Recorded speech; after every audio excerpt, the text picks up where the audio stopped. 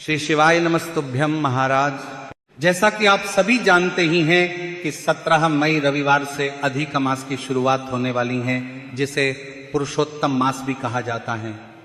और महाराज यह महीना बहुत ही विशेष है क्योंकि यह 3 साल में सिर्फ एक ही बार आता है।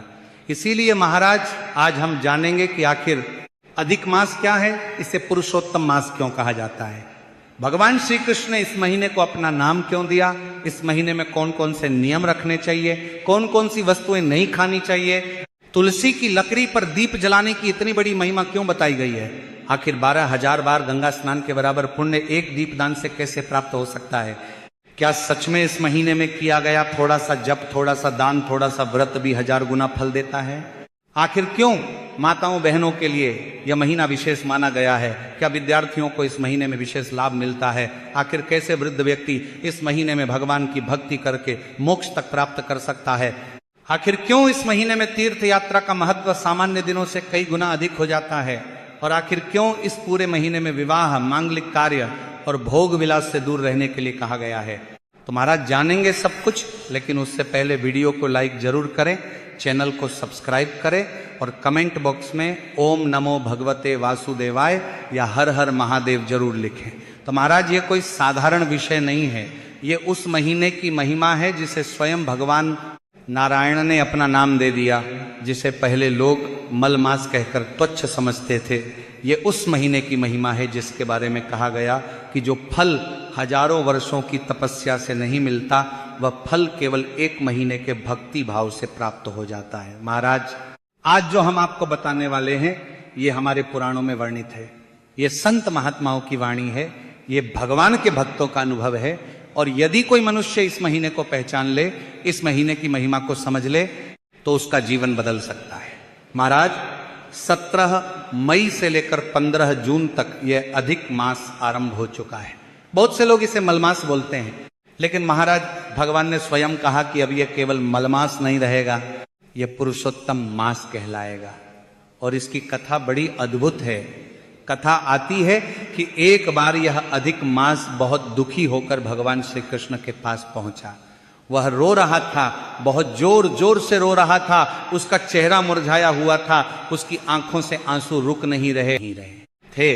भगवान ने पूछा क्या हुआ, क्यों रो रहे हो। तभी अधिक मास बोला, प्रभु संसार में सबका सम्मान है, 12 महीनों का महत्व है। किसी महीने में लोग विवाह करते हैं, किसी महीने में यज्ञ करते हैं, किसी महीने में गृह प्रवेश करते हैं, किसी महीने में बड़े बड़े शुभ कार्य करते हैं। लेकिन मुझे तो सबने तुच्छ बना दिया, मेरा नाम मलमास रख दिया। लोग कहते हैं कि यह बेकार महीना है, इसमें कोई शुभ काम नहीं करना चाहिए, लोग मुझे अपवित्र मानते हैं, कोई मुझे सम्मान नहीं देता है। प्रभु मेरा जन्म ही व्यर्थ हो गया। अब महाराज जरा सोचिए वह महीना कितना दुखी होगा। संसार में जिसे कोई सम्मान न मिले, जिसे सब तुच्छ समझें, उसका हृदय कितना टूट जाता होगा। और वह अधिक मास रोते रोते भगवान श्री कृष्ण के चरणों में गिर पड़ा। तभी भगवान श्री कृष्ण मुस्कुराए, उन्होंने उसे उठाया, उसे अपने हृदय से लगा लिया। भगवान ने कहा तू चिंता मत कर, आज से मैं तुझे अपना नाम देता हूं।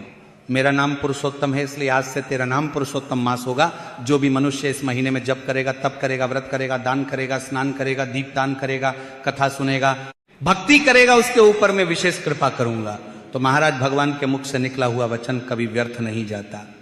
भगवान ने कहा कि जो फल हजारों वर्षों की तपस्या से नहीं मिलता, वह फल इस 1 महीने में प्राप्त हो सकता है। यही कारण है कि संत महात्मा बार बार कहते हैं कि अधिक मास को अपने हाथों से मत जाने दीजिए। यह महीना बार बार नहीं आता, यह भगवान की विशेष कृपा लेकर आता है। कहा गया कि यदि कोई मनुष्य पूरे अधिक मास में केवल एक छोटा सा नियम भी रख ले तो उसका जीवन धन्य हो जाता है। कोई एक समय भोजन करे, कोई सात्विक भोजन करे, कोई जप करे, कोई गीता पढ़े, कोई भागवत सुने, कोई गौ सेवा करे, कोई तुलसी की सेवा करे, तो भगवान उसे इन सभी का फल देते हैं। और महाराज इस महीने में तुलसी की लकड़ी पर दीपक दान की इतनी बड़ी महिमा बताई गई है, जिसे सुनकर मन आश्चर्य से भर जाता है। कहा गया कि यदि कोई व्यक्ति सुबह स्नान करके भगवान नारायण के सामने तुलसी की लकड़ी पर रुई लपेट कर दीपक जलाता है, तो उसे 12 बार गंगा स्नान करने के बराबर पुण्य प्राप्त होता है। अब महाराज बहुत से लोग सोचते हैं कि क्या सच में इतना फल मिल सकता है, तो महाराज भगवान के लिए क्या असंभव है। जो भगवान पूरे ब्रह्मांड के स्वामी हैं, जिनकी कृपा से संसार चलता है, यदि वे किसी छोटे से कार्य को भी महान बना दें तो उसमें आश्चर्य कैसा। इसीलिए संत लोग कहते हैं कि अधिक मास में दीपदान अवश्य करना चाहिए। विशेष रूप से तुलसी की लकड़ी का महत्व बहुत बताया गया है। तुलसी माता स्वयं भगवान विष्णु को प्रिय हैं। जहां तुलसी होती हैं वहां भगवान नारायण का वास माना जाता है। और जब तुलसी की लकड़ी पर दीप जलाया जाता है तब वो केवल एक दीप नहीं रहता, वह भक्ति का प्रतीक बन जाता है। अब महाराज इस महीने में भोजन के भी विशेष नियम बताए गए हैं। कहा गया कि इस महीने में हविष्यान अन्न ग्रहण करना चाहिए। अब बहुत लोग पूछते हैं कि हविष्यान अन्न क्या होता है, तो महाराज हविष्यान अन्न वह होता है जिसकी आहुति यज्ञ में दी जाती है, जैसे जौ, तिल, घी, चावल, दही आदि। इस महीने में घी का बहुत महत्व बताया गया है, तिल का बहुत महत्व बताया गया है, जौ का बहुत महत्व बताया गया है। और भोजन जितना सरल और सात्विक हो उतना उत्तम माना गया है। अब महाराज यदि संभव हो तो इस पूरे महीने में क्रोध न करें, झूठ न बोलें, किसी का अपमान न करें, किसी को दुख न दें, क्योंकि केवल भूखे रहने का नाम व्रत नहीं है। असली व्रत तो मन की शुद्धि है। और महाराज इस महीने में चावल को लेकर भी विशेष नियम बताए गए हैं। कहा गया कि चावल को बहुत अच्छी तरह धोना चाहिए ताकि उसके ऊपर का माड़ पूरी तरह निकल जाए। इस महीने में माड़ वाला चावल ग्रहण नहीं किया जाता है। अब महाराज बहुत से लोग पूछते हैं कि ऐसा क्यों, तो महाराज शास्त्रों में जो नियम बताए गए हैं उनके पीछे गहरी आध्यात्मिक भावना होती है। अधिक मास संयम का महीना है। यह शरीर को नहीं मन को साधने का महीना है, इसलिए भोजन भी साधारण और सात्विक रखा जाता है। और महाराज राजमा को लेकर भी मना किया गया है। संत लोग कहते हैं कि इस महीने में जितना हो सके सरल भोजन करें, क्योंकि ये महीना भोग का नहीं योग का महीना है। ये महीना शरीर को सजाने का नहीं, ये महीना आत्मा को जगाने का महीना है। कहा गया कि इस महीने में यदि कोई व्यक्ति जमीन पर सोता है, भगवान का नाम जपता है, कथा सुनता है, तीर्थ यात्रा करता है तो उसका जीवन पवित्र हो जाता है। और महाराज इस महीने में कथा सुनने की बहुत बड़ी महिमा बताई गई है, क्योंकि कथा केवल शब्द नहीं होती, कथा आत्मा को भगवान से जोड़ती है।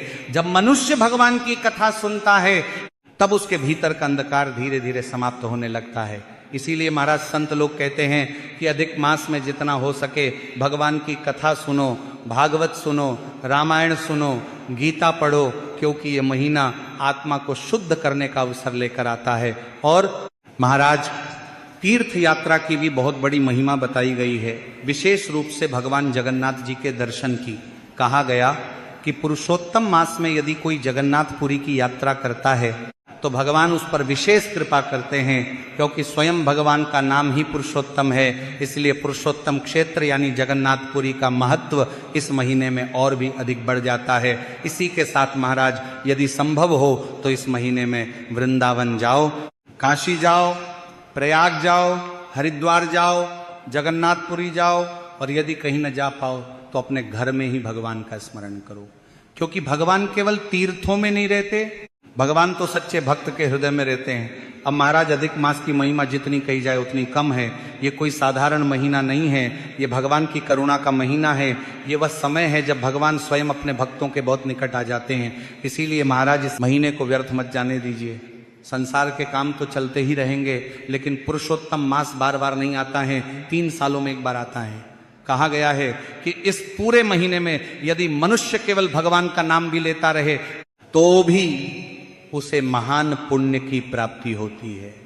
और यदि कोई श्रद्धा के साथ जप, तप, स्नान, दान, कथा, दीप दान और सेवा करता है तो उसका जीवन बदल सकता है।